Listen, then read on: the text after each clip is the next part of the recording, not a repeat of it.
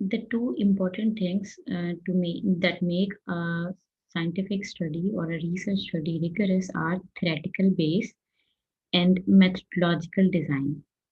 Theoretical base क्या होती है इसको समझने के लिए अगर हम एक एग्जांपल लें, say if we want to know the employees absenteeism in any organization, and for that we inquire 10 to 20 employees working within that organization, और जो जो भी वो हमें बताएं अपने इंटरव्यू में या अपनी डिस्कशन में, उसकी बेसिस पे हम कोई कंक्लूजन ड्रॉ कर लें, तो वो रिगरस रिसर्च नहीं होगी, वो फाइंडिंग्स बेस्ड ऑन रिगर्स नहीं होंगी। क्यों नहीं होंगी? उसकी दो उसकी 2-3 रीज़न्स हैं। फर्स्ट रीज़न क्या है? The conclusions would be incorrectly drawn because they are based on the responses of just a few employees whose opinion may not be representative of those of the entire workforce. मुमकिन है जिन 20 लोगों से हमने पूछा उनकी अपनी कोई पर्सनल रीज़न्स हों, उनकी अपनी उनका अपना माइंडसेट हो और हम उन्हीं की कही हुई बात पर बेस करते हुए हमने उन 20 लोगों को कैसे सेलेक्ट किया, मीन कोई चीज़ हमने बैकएंड पे कोई सिस्टमैटिक वे में हमने उन 20 लोगों को सेलेक्ट किया था या नहीं, फिर हम उन्होंने जो हमें कह दिया, हम उसकी बेसिस पे अगर कंक्लूजन्स ड्रॉ कर लें और फाइंडिंग्स ड्रॉ करके देते हैं, तो ये रिगरस नहीं है क्योंकि हमने एक गलत मेथोडोलॉजी अडॉप्ट की। हमने एक साइंटिफिक मेथोडोलॉजी के प्रोसीजर से अडॉप्ट नहीं किया, तो एग्जैक्टिट्यूड नहीं होगा रिसर्च के अंदर, बल्कि बायस्ड ओपिनियंस होंगे रिसर्च फाइंडिंग्स के अंदर, क्योंकि हमारी रिसर्च में मेथोडोलॉजिकली एक फ्लॉ आ गया। दूसरा क्या इसमें इशू हो सकता है? The manner of framing and addressing the questions could have introduced bias. अच्छा, एड्रेसिंग और फ्रेमिंग द क्वेश्चन को आप इस तरह से समझें कि मैंने उन 10 या 20 लोगों से एम्प्लॉइज से जब ये पूछा कि उनकी एब्सेंटीज़म की या ऑर्गेनाइजेशंस में एम्प्लॉइज की एब्सेंटीज़म की क्या रीजंस होती हैं, तो वो जो क्वेश्चंस मैंने उनसे पूछे, मुमकिन है उन उन क्वेश्चंस की वर्डिंग ही ठीक नहीं थी और उसकी उन क्वेश्चंस की वर्डिंग जो है, उनकी बेसिस पर जो आंसर्स मुझे मिले ऑब्वियसली वो भी रिलायबल नहीं होंगे। यानी मेरे पास किसी इन्वेस्टिगेशन, किसी सिस्टमैटिक रिसर्च को करने के लिए जो क्वेश्चनियर, चाहे तो वो हमने ऑन पेपर फिल आउट करवाया या हमने किसी को इंटरव्यू किया, किसी को इन्वेस्टिगेट किया, उस उस क्वेश्चनियर के क्वेश्चंस को भी एक खास रिगरस तरीके से, एक खास मेथोडोलॉजिकल वे में डिज़ाइन किया जाता है, जो ये प्रूव करते हैं, जिसकी बेसिस पे ये प्रूव होता है कि ये जो क्वेश्चंस हैं, ये इस खास किस्म के रिस्पॉन्स को मेज़र करने के लिए ठीक है। अगर हमने क्वेश्चंस ही ठीक नहीं पूछे थे और उनका ऑब्वियस रिस्पॉन्स येस और नो या दिस और दैट में मिलना था, तो वो क्वेश्चंस के ठीक ना होने की वजह से एक मेथोडोलॉजिकल फ्लॉ आ जाएगा और हमारे रिसर्च में रिगर जो है वो कम हो जाएगा। यानी वो उसको कहना चाहिए कि वो रिलायबल रिसर्च नहीं होगी। बायस्ड क्वेश्चंस थे, उसके बायस्ड आंसर्स लिए और हम उसकी बेसिस पे कोई फाइंडिंग्स दे दें, तो वो फाइंडिंग्स जो हैं, वो हमारी प्रॉब्लम यानी एम्प्लॉयी एब्सेंटीज़्म की प्रॉब्लम का सही सॉल्यूशन हमें नहीं देंगी। अब आते हैं दूसरे पॉइंट की तरफ, वो था थ्योरेटिकल फाउंडेशन। थ्योरेटिकल फाउंडेशन ये होती है कि हमने उन 20 लोगों को जिनको हमने सेलेक्ट किया और उन्होंने हमें जो पॉइंट्स दिए कि ये रीज़न्स होती हैं एम्प्लॉइज़ के एब्सेंटीज़्म की, मुमकिन है कि उसके अलावा वहाँ वहाँ पर कोई 10-15 और रीज़न्स हों जिनकी वज़ह से एम्प्लॉयी एब्सेंटीज़्म होती हैं, जो कि उन 20 एम्प्लॉइज़ ने कोट ही नहीं की थी। तो हमने तो अपनी पूरी रिसर्च जो थी वो बेस कर ली उन 8-10 पॉइंट्स पर जो हमें हमारे रिस्पोंडेंट से मिला, जो कि बायस्ड वे में हमने सेलेक्ट किए थे। कोई मैथोलॉजिकल बेस हमने नहीं ली थी, हमने वैसे ही उनको सेलेक्ट किया था अपने जजमेंट के मुताबिक, और हमारी जजमेंट जो है वो मैथोलॉजिकल लैकिंग थी उसमें।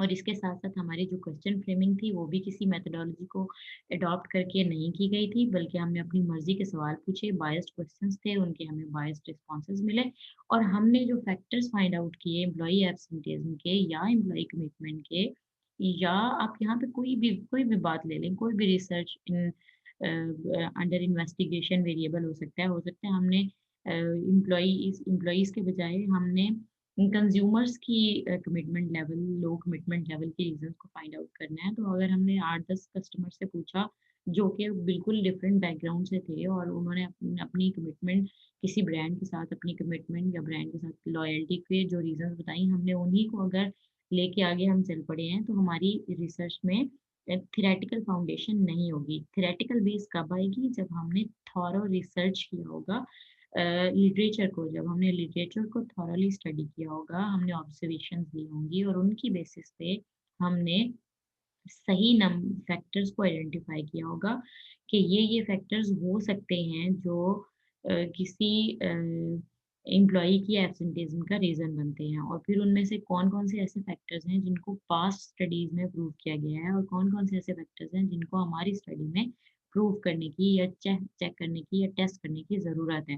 तो ये सारा होमवर्क अगर हमने किया होगा अपनी रिसर्च क्वेश्चंस को बेस किया होगा हमने किसी थ्योरेटिकल फाउंडेशन पर और हमने किसी खास मेथोडोलॉजिकल मेथोडोलॉजी को अडॉप्ट किया होगा, तो ही हम ये कह सकते हैं कि हमारी रिसर्च के अंदर रिगॉर मौजूद है, right? So this was the second hallmark of scientific research. Now we are moving towards the third hallmark of a scientific method, scientific investigation, which is testability.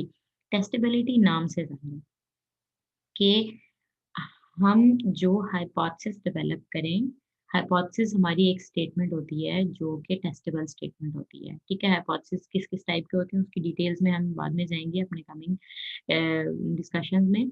अभी तक के लिए कि हमने एक हाइपोथेसिस, एक रिलेशनशिप्स 2 वेरिएबल्स या 3 वेरिएबल्स को लिया हमने और उन वेरिएबल्स के, उन फैक्टर्स के आपस में रिलेशनशिप के को स्टेट करते हैं हम जिस स्टेटमेंट में, उसको कहते हैं हाइपोथेसिस। अब वो हाइपोथेसिस हमारा लॉजिकली डेवलप्ड होना चाहिए, लॉजिकली डेवलप्ड रिलेशनशिप्स होने चाहिए। फॉर एग्ज़ाम्पल अगर मैं ये कहती हूँ कि एम्प्लॉयी कमिटमेंट पॉज़िटिवली रिलेट करती है सपोर्टिव लीडरशिप बिहेवियर के साथ, यानी जितना ज़्यादा लीडरशिप सपोर्टिव होगी, एम्प्लॉयी कमिटमेंट उतनी ही ज़्यादा होती जाएगी। या अगर मैं 2 और वेरिएबल ले लूँ कि एम्प्लॉयी एब्सेंटेइज़्म उतनी ही कम होगी जितनी कि लीडरशिप सपोर्टिव होगी इन द वर्क एनवायरनमेंट, तो हम इन 2 वेरिएबल्स को लेके उनके दरमियान जो रिलेशनशिप बता रहे हैं, उस रिलेशनशिप को टेस्ट किया जा सकना चाहिए। If our hypothesis is not logically developed तो वो टेस्टेबल नहीं होगा। राइट? तो टेस्टेबिलिटी कब आती है जब हमने हाइपोथेसिस अपने लॉजिकली डेवलप किए। यहाँ पर मैं आपको एक एग्जांपल देती हूँ। कुछ ऐसे रिलेशनशिप्स होते हैं जो लॉजिकल नहीं होते हैं, उनको कहते हैं स्पाउस रिलेशंस। कौन से रिलेशनशिप्स होते हैं? मैं फॉर एग्जांपल आपको बता रही हूँ। अगर ये कहा जाए कि वो बच्चे जिनके पाँव बड़े होते हैं, वो इंटेलिजेंट होते हैं। क्या इसको टेस्ट किया जा सकता है? कैसे करेंगे? लाइक हमने 2 फैक्टर्स ले लिए, एक तरफ है बिग फीट और दूसरी तरफ हमने कहा इंटेलिजेंस ऑफ स्टूडेंट्स। तो ये एक ऐसा रिलेशनशिप है which is not logically established. इसकी टेस्टेबिलिटी जो है उसमें बहुत सारे फ्लॉज़ आएँगे, बहुत सारे इश्यूज़ आएँगे और टेस्टेबिलिटी मुमकिन नहीं है। अब इसी को अगर मैं लॉजिकली लेके चलूँ कि क्योंकि जो छोटी एज होती है स्टूडेंट्स की या स्टूडेंट्स को ना लें आप बिल्कुल घर में मौजूद बच्चों को ले लें, डेली बेसिस पे उनके अंदर जो साइज़ इफ़ेक्ट आता है, जो वो डिफरेंट होता है ना, डेली बेसिस पे 1 दिन का बच्चा, 2 दिन का बच्चा, डिफरेंटली हमें उनका साइज़ नज़र आ रहा होता है। उसमें अगर आप देखें कि अगर वो बच्चा ऑब्वियसली जो थोड़े ज़्यादा दिनों का होगा या थोड़े थोड़े साल का होगा या 6 माह का होगा, उस बच्चे के ऑब्वियसली फीट का साइज़ थोड़ा-सा बड़ा होगा उससे जो कि उससे 2 माह छोटा है। मतलब जनरली, इन अदर जनरली, ये नहीं कि वो कोई किसी बीमारी की वजह से खुदा ना खास्ता अगर ना हो तो और बात है। अदरवाइज जनरली ये देखा जाता है कि जैसे जैसे बच्चे बड़े होते हैं तो नंबर ऑफ डेज के साथ, इवन आवर्स के साथ भी उनके साइज में फर्क आ रहा होता है। तो ये कहना कि पाँव के साइज के साथ बच्चे की इंटेलिजेंस अटैच्ड है या समझ-बूझ अटैच्ड है, ये एक इलॉजिकल सी बात है। लेकिन लॉजिकल बात ये हो सकती है कि ऐज के साथ बच्चे की इंटेलिजेंस या बच्चे की समझ-बूझ ज़्यादा होती जाती है। जैसे-जैसे बच्चा दिनों में बड़ा होता जाता है, उसके अंदर समझ-बूझ ज़्यादा होती जाती है। उसके अंदर एक फैक्टर ये भी आ रहा है कि उसका पाँव बड़े है, लेकिन डायरेक्ट रिलेशनशिप आप ये नहीं बना सकते कि पाँव बड़ा है तो बच्चा इंटेलिजेंट होगा। ठीक है? इस किस्म की जो बातें होती हैं, ये मिथ्स होते हैं। पाँव बड़े होने से इंटेलिजेंस का या समझदारी का बच्चे की कोई ताल्लुक नहीं है। कोई कोई लॉजिकल रिलेशनशिप नहीं है। लॉजिकल रिलेशनशिप ये हो सकता है कि बच्चे की ऐज जैसे-जैसे बढ़ती है, वैसे-वैसे उसके अंदर समझ-बूझ ज़्यादा होती जाती है। सही? तो अगर हमने 2 फैक्टर्स लिए, 2 और उन फैक्टर्स को डायरेक्टली रिलेट कर दिया इन एन इलॉजिकल वे, तो हमारे हाइपोथेसिस के अंदर टेस्टेबिलिटी नहीं होगी। और अगर हमने 2 हाइपोथेसिस लिए और हमने उन हाइपोथेसिस को, अच्छा मैं आपको यहाँ पे एग्ज़ाम्पल दूँ, अभी जो हमने पहले भी अपनी डिस्कशन में ली कि मेरे पास जो पेट कैट है, मैंने कहा कि वो पेट कैट जो है वो मेरे पास जब भी आती है तो वो बहुत कामली बैठ जाती है, व्हिच मीन्स दैट कि वो मेरे से ज़्यादा प्यार करती है। अब मैंने उस कामनेस को लव के साथ 2 यानी इमोशंस मैंने ले लिए कि if a pet cat is feeling calm, और वो सो जाती है मेरी मेरी in my lap, the cat feel comfortable और वो सो जाती है और काम फील करती है। तो मैंने उसकी कामनेस को या उस फीलिंग को रिलेट कर दिया है जनाब अपने उस कैट के मेरे साथ एसोसिएशन के साथ या लव के साथ। तो अब मैं इसको कैसे मेज़र कर सकती हूँ? ये तो मेरी असम्पशन है, ये तो मेरी इंट्यूशन है, मैं इसको कैसे मेज़र कर सकती हूँ? क्या मैं उस कैट से पूछूँगी कि आप किस वक़्त ज़्यादा लविंग फ़ील करवा रही होती हो जब आप कूल एंड काम मेरी लैप में बैठे हो सकता है वो डर की वज़ह से बैठ रही हो। We don't know, we can't measure that, we can't ask that cat. तो इस किस्म की सिचुएशन में जो रिलेशनशिप्स बनाए गए होते हैं, इलॉजिकल टाइप के रिलेशनशिप्स, उनको उनकी टेस्टेबिलिटी पॉसिबल नहीं होती और साइंटिफिक इन्वेस्टिगेशन में इसकी गुंजाइश नहीं है। Hypothesis which means a statement which is stating the relationships among factors और variables of study, उन उस स्टेटमेंट का टेस्ट के अंदर टेस्टेबिलिटी का होना ज़रूरी है। Then comes replicability, as name से says it, replicable होना चाहिए, ट्रांसपेरेंट होना चाहिए, रिसर्च प्रोसेस को क्लियरली स्टेटेड होना चाहिए। हमने क्या पर्पस सेट किया, हमने उस पर्पस को अचीव करने के लिए कौन-कौन सा लिटरेचर स्टडी किया, लिटरेचर क्या कहता है, इस लिटरेचर की बेसिस पे हमारे कौन-कौन से वेरिएबल्स हैं, वो वेरिएबल्स आईवीज़ हैं या डीवीज़ हैं, इंडिपेंडेंट या डिपेंडेंट वेरिएबल्स हैं, मीडिएटर्स हैं या मॉडरेटर्स हैं, वो क्यों हैं? ये सब बातें फिर हमने क्वेश्चनेयर डेवलप किया तो उसमें कौन से क्वेश्चंस पूछे, हमने इंटरव्यू किया तो किस क्राइटेरिया को फॉलो करके किया, फिर हमने किस तरीके से रिसर्च कंडक्ट की, सैंपल साइज़ कितना लिया, कौन लोग हमारे सैंपल में थे, और हमने उन उस सैंपल से जो डाटा कलेक्ट किया उसके ऊपर कौन-सा एनालिटिकल टेस्ट अप्लाई किया, कैसे हमने एनालाइज़ किया, क्या हमारी फाइंडिंग्स हैं, each and everything should be stated in a research report, in a research article, in a research thesis, right? जब हर चीज़ लिखी हुई है it means it is transparent, कोई भी उसको रेप्लिकेट कर सकता है। और अगर कोई और उसको रेप्लिकेट करता है तो findings should be same, replicate होना चाहिए और रिपीट होना चाहिए और रिपीट होने के बाद फाइंडिंग्स सेम होनी चाहिए। अगर तो फाइंडिंग्स सेम है इट मीन्स कि आपने भी रिसर्च ठीक की थी और बाद में भी जिन्होंने की उन्होंने रिसर्च ठीक कर ली है, सही साइंटिफिक वे में की है। और अगर रेप्लिकेशन नहीं है तो उसकी 2 बार उसके 2 रीज़न्स हो सकते हैं। सॉरी, रेप्लिकेशन हो रही है लेकिन आंसर सेम नहीं है, यूँ कहें रेप्लिकेशन तो होगी, रेप्लिकेबल तो होना चाहिए किसी भी साइंटिफिक रिसर्च को, लेकिन अगर वो रेप्लिकेबल है और रेप्लिकेशन के बाद उसी मेथड को फॉलो करने के बाद जब रिसर्च की गई तो फाइंडिंग सेम नहीं आई, फाइंडिंग डिफरेंट है, कंट्राडिक्टरी है। तो 2 बातें, 2 रीज़न्स हो सकती हैं इसकी। एक तो ये कि आपने रिसर्च ठीक नहीं की, कहीं न कहीं आपके पर्पज़ में या रिकलेक्शन में या सैंपल साइज़ में या सैंपलिंग मेथड में या रिस्पोंडेंट में या टाइम पीरियड में जब आपने रिसर्च की, कहीं न कहीं कोई प्रॉब्लम है या डाटा एनालिसिस ठीक नहीं किया, कहीं न कहीं कोई इश्यू है जिसकी वजह से आपने एक स्टडी जिसको रेप्लिकेट किया, आपकी फाइंडिंग्स उससे डिफरेंट आ गई। ये बात। दूसरा पॉइंट क्या हो सकता है? मुमकिन है कि आपने भी ठीक रिसर्च की है, सारे पॉइंट्स को एग्ज़ैक्टली आपने फ़ॉलो किया है, लेकिन फिर भी आपकी फाइंडिंग्स डिफरेंट हैं, तो यहाँ आपको बहुत बहुत स्ट्रॉन्ग पॉइंट्स के साथ और लॉजिक के साथ डिफेंड करना पड़ेगा कि क्यों हमने एक प्रीवियस स्टडी को या प्रीवियसली डन रिसर्च को जब रेप्लिकेट किया तो हमारी फाइंडिंग्स उससे डिफरेंट आई। मुमकिन है कि इस सिनेरियो में ये हमारी फाइंडिंग्स डिफरेंट है, यानी पहले वो की गई थी उसी टाइप की स्टडी सर्विसेज सेक्टर में डेवलप्ड कंट्री में, अब वो रिसर्च की गई है सर्विसेज सेक्टर में एक डेवलपिंग कंट्री कॉन्टेक्स्ट में। तो हो सकता है कि कंट्री कॉन्टेक्स्ट जो है उसकी वजह से फाइंडिंग्स डिफरेंट आई हैं।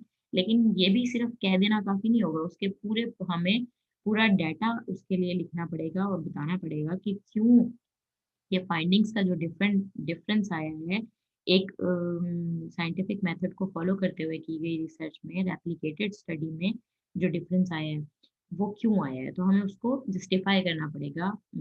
उसके लिए प्रॉपर लॉजिक्स जो हैं, उनको कोट करना पड़ेगा। ठीक हो गया? ये था हमारा एक साइंटिफिक मेथड का scientific method की characteristic which is replicability. Now we are moving ahead, which is another scientific hallmark is precision and confidence. It is very much required for a research study to be known as a scientific research that there is closeness of the findings to the reality. Closeness of the findings to reality है, it mean findings are precise enough, precision है। हमारा confidence interval जो है वो exactness के बिल्कुल नज़दीक है। अगर हमारी फाइंडिंग्स जो हैं जिस तरह आपने स्टैट में कॉन्फिडेंस इंटरवल पढ़ा होगा, कॉन्फिडेंस इंटरवल हमने दिया 10 टू 20 का और अगर आंसर 15 है एग्ज़ैक्ट वाला, तो वो एक्सेप्टेबल है। लेकिन अगर हमने कॉन्फिडेंस इंटरवल इतना बड़ा दे दिया लाइक हमने कहा 1 टू 100 के दरमियान कहीं आंसर है, तो हमारी स्टडी के अंदर प्रिसिशन कम है। रियलिटी के बहुत बहुत आंसर कहीं लाई करता है बिटवीन से आंसर इज़ 49 और हमने कॉन्फिडेंस इंटरवल अपना दे दिया या हमने हमने जो अपना प्रिसिशन लेवल स्टेट किया है वो है 1 से 100, तो इतना ज़्यादा गैप जो है रियलिटी से इतना दूर नहीं होना चाहिए फाइंडिंग को, प्रिसिशन होनी चाहिए फाइंडिंग्स में, एग्ज़ैक्टली फाइंड आउट करना चाहिए। एग्ज़ैक्टली नहीं, क्योंकि बिहेवियर साइंसेज़ में एग्ज़ैक्टनेस नहीं होती, हम पहले ही इस बात को एडमिट कर चुके हैं। सोशल साइंसेज़ में हम ह्यूमन बिहेवियर्स को स्टडी करते हुए एग्ज़ैक्टिट्यूड बहुत ज़्यादा नहीं हम दे सकते कि जी एग्ज़ैक्टली यही होगा, 100% हम नहीं बात कर सकते। लेकिन जो हमारा कॉन्फिडेंस इंटरवल होना चाहिए वो रियलिटी के क्लोज़ होना चाहिए, प्रिसिशन इज़ दैट। कॉन्फिडेंस यानी सिर्फ़ प्रिसिशन होना काफ़ी नहीं है, बल्कि हमें ये भी बताना चाहिए कि जो हमारी फाइंडिंग्स हैं, उसकी कितनी प्रोबेबिलिटी है कि हमारी एस्टिमेशन जो है वो करेक्ट है, कॉन्फिडेंस कितना है, ठीक है? इस चीज़ को थोड़ा आगे चल के जब आप रिसर्च वर्क थोड़ा पढ़ेंगे तो आपको मज़ीद क्लियर हो जाएगा कि हम अगर ये कहते हैं कि जी मतलब एक रिसर्च में एक्सेप्टेड फ़ॉर्मूला यही है कि कॉन्फिडेंस लेवल जो है वो 95% अगर हमने कहा है तो इट मीन्स कि जस्ट 5% चांसेस हैं कि हमारी स्टडी जो है वो रॉन्ग होगी, अदरवाइज़ 95% चांसेस यही है कि हमारी स्टडी की फाइंडिंग्स जो हैं वो ठीक हैं। तो इसके लिए मोस्टली स्टैटिस्टिकल टर्म्स में अगर हम देखें तो हमारे जो टेस्ट होते हैं उसमें सिग्निफिकेंस लेवल आ रहा होता है 0.05 यानी पी वैल्यू या कॉन्फिडेंस सिग्निफिकेंस लेवल की वैल्यू जो है वो अगर 0.05 या इससे कम है यानी एरर के चांसेस सिर्फ इतने हैं, तो फिर वो हमारी रिसर्च जो है उसको उस पर कॉन्फिडेंस किया जा सकता है, ठीक है? या उसको एक्सेप्ट किया जाता है, हमारे हाइपोथेसिस को एक्सेप्ट करने के लिए ये एक फिगर है कि अगर सिग्निफिकेंस लेवल 0.05 या पी की वैल्यू जो है वो 0.05 या उससे कम होगी, तो हमारे हाइपोथेसिस को एक्सेप्ट कर लेंगे, या यानी हमने जो प्रूव किया, हमने जो सपोज किया था हमारे डाटा ने उसको प्रूव कर दिया। Then there is another hallmark of scientific investigation, that is objectivity. Objectivity कब होती है? अच्छा, सिंपली ऑब्जेक्टिविटी और सब्जेक्टिविटी में क्या डिफरेंस है? सब्जेक्टिविटी होती है किसी ह्यूमन बीइंग की अपनी ओपिनियन, अपना बायस्ड ओपिनियन हो सकता है ना, उसी ओपिनियन को बायस्ड कहते हैं। जैसे मैंने शुरू में कहा कि इंट्यूशन है, मेरा बिलीव है जी, मैं ये समझती हूँ, तो इट मीन सब्जेक्टिवली है। ऑब्जेक्टिविटी क्या है? कि मैंने किसी खास टाइम पीरियड पे खास मेथड को फॉलो करते हुए डाटा कलेक्ट किया, और उस डाटा ने जो आंसर्स दिए, मैंने अपनी रिसर्च फाइंडिंग्स में as it is being a researcher वही फाइंडिंग्स लिखी। चाहे वो मेरे बिलीव और मेरी मेरी सोच से, मेरी समझ-बूझ से डिफरेंट ही क्यों ना हो, ऐसा नहीं होना चाहिए कि रिसर्चर जो है वो डाटा रिसर्च करने के बाद फाइंडिंग्स को तोड़-मरोड़ के अपनी मर्ज़ी के मुताबिक प्रेज़ेंट कर दे। बायस्ड ओपिनियन नहीं होना चाहिए, ऑब्जेक्टिविटी होनी चाहिए। They should be based on findings should be based on facts of the findings, और ऐसा नहीं होना चाहिए कि हम अपने सब्जेक्टिव और इमोशनल ओपिनियन की बेसिस पे रिसर्च फाइंडिंग्स को अपनी मर्ज़ी के मुताबिक हम इंटरप्रेट कर दें। यानी डाटा से हमने एनालिसिस किया, और एनालिसिस के बाद जो एनालिसिस फिगर्स हमें कह रही हैं, हमने उसको उसी तरीके से इंटरप्रेट करना है। हम जो जैसे पहले हम एग्ज़ाम्पल ले रहे थे एब्सेंटेइज़्म की, हो सकता है कि रिसर्च मेथड्स की क्लास में स्टूडेंट्स के एब्सेंटेइज़्म की रीज़न यही हो कि उनको समझ नहीं आती है। लेकिन अब मैंने बीइंग अ टीचर एक रिसर्च की, और रिसर्च फाइंडिंग्स मुझे ये बता भी रही हैं कि उन बच्चों को क्योंकि समझ नहीं आ रही है मेरे टीचिंग मेथड से, इसी वजह से वो मेरी क्लास में एब्सेंट हो रहे हैं। लेकिन मैं अब बीइंग अ रिसर्चर मैं बायस्ड ओपिनियन दूँ और मैं ये कहूँ क्योंकि बच्चों के अंदर समझ कम है और वो समझने के काबिल ही नहीं है, इसलिए वो एब्सेंट होना ज़्यादा पसंद करते हैं। तो there is a difference, there is a biased opinion. Researcher is supposed not to include his subjective or personal opinions and emotional opinions while interpreting the findings of research। जब इंटरप्रिटेशन की जाएगी find data की, findings की, तो उसमें objectivity होना ज़रूरी है, एग्ज़ैक्टनेस होना ज़रूरी है as per the data received. Now comes the other factor, which is generalizability. Generalizability refers to the scope of applicability of the research findings in one organizational settings to other settings। देखिए जी, मैंने एक research की जो कि मैंने students of women university Multan पर की। अब मेरी उस स्टडी में किस हद तक जनरलाइज़ेबिलिटी थी कि मैं अपनी उन फाइंडिंग्स को किसी भी और यूनिवर्सिटी पर अप्लाई कर सकूँ, किसी भी और यूनिवर्सिटी के स्टूडेंट्स के बिहेवियर पर अप्लाई कर सकूँ। ऑब्वियसली अगर मैंने सैंपल सिर्फ वुमेन यूनिवर्सिटी मुल्तान से लिया, तो उस सैंपल को मैं तमाम यूनिवर्सिटीज़ पर अप्लाई नहीं कर सकती, तो उसमें जनरलाइज़ेबिलिटी थोड़ी-सी कम होगी। इसी तरीके से अगर उसमें जनरलाइज़ेबिलिटी इस हद तक हो सकती है कि मैं कहूँ कि पंजाब यूनिवर्सिटी के या सदर्न पंजाब की जितनी भी वुमेन यूनिवर्सिटी हैं, वहाँ पर स्टूडेंट्स का ये ओपिनियन होगा। उसके लिए भी बेटर और सेफ पोज़ीशन वुड बी कि अगर मैंने अपने सैंपल में सब यूनिवर्सिटीज़ के थोड़े-थोड़े स्टूडेंट्स को इंक्लूड किया होगा, तो मेरी फाइंडिंग्स जो हैं उस स्टडी की जनरलाइज़ेबल होंगी तमाम वुमेन यूनिवर्सिटीज़, सदर्न पंजाब की तमाम वुमेन यूनिवर्सिटीज़ के ऊपर। उसमें मैंने प्राइवेट और पब्लिक को भी अगर इंक्लूड किया होगा यूनिवर्सिटीज़ को अपने सैंपल में और उनसे डाटा कलेक्ट किया होगा, तो वो फिर जनरलाइज़ेबिलिटी और बढ़ जाएगी। अदरवाइज़ जनरलाइज़ेबिलिटी जो है वो लिमिटेड होगी। तो generalisability is an important element of a scientific method. Generalisability होनी चाहिए, या फिर ये कि लिमिट ऑफ जनरलाइज़ेबिलिटी स्टेटेड होनी चाहिए कि हमारी रिसर्च जो है वो इस इन एरियाज़ पर जनरलाइज़ेबल है। जैसे मैंने अभी आपको एग्ज़ाम्पल दी कि वुमेन यूनिवर्सिटी मुल्तान के स्टूडेंट्स से डाटा कलेक्ट करके मैं उसको किस हद तक जनरलाइज़ कर सकती हूँ, ये बीइंग अ रिसर्चर मुझे बताना होगा। Then comes parsimony. As we have already discussed a bit about it, parsimony is the simplicity in explaining the phenomena. इसको ज़्यादा प्रेफ़र किया जाता है इन कंपैरिज़न टू दैट कि आप 10, 15, 20 फैक्टर्स को ले लें और उन फैक्टर्स की इम्पोर्टेंस को इग्नोर करते हुए आप सारे फैक्टर्स को एट अ टाइम स्टडी करना शुरू कर दें और आपकी फाइंडिंग्स फिर से एक एम्बिगुअस किस्म के, फिर से अनक्लियर किस्म की फाइंडिंग्स जो हैं वो सामने आ रही हों आपकी रिसर्च के रिज़ल्ट में भी, तो उसको ज़्यादा एप्रिशिएट नहीं किया जाता और साइंटिफिक इन्वेस्टिगेशन को एग्ज़ैक्टनेस के साथ, प्रिसिशन के साथ, कॉन्फिडेंस ज़्यादा कॉन्फिडेंस लेवल के साथ जो रिसर्च की जाती है उसको ज़्यादा साइंटिफिक मेथड जो है या साइंटिफिक मेथड से की गई रिसर्च कहते हैं।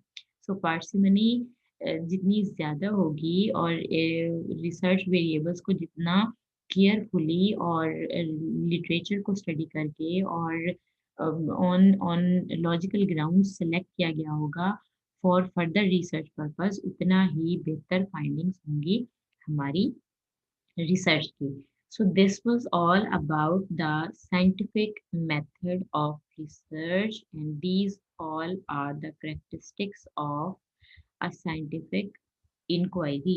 अगर ये सब करैक्टरिस्टिक्स मौजूद हों और फिर एक रिसर्च प्रोजेक्ट किया जाए, तो वो रिसर्च प्रोजेक्ट किसी अच्छे बेहतर जर्नल में पब्लिश होता है और उसकी फाइंडिंग्स को किसी भी ऑर्गेनाइजेशन के प्रॉब्लम सॉल्यूशन में इम्प्लीमेंट करने में आसानी होती है। That's all about the hallmarks of scientific research. अपना ख्याल रखिएगा। अल्लाह हाफ़िज़।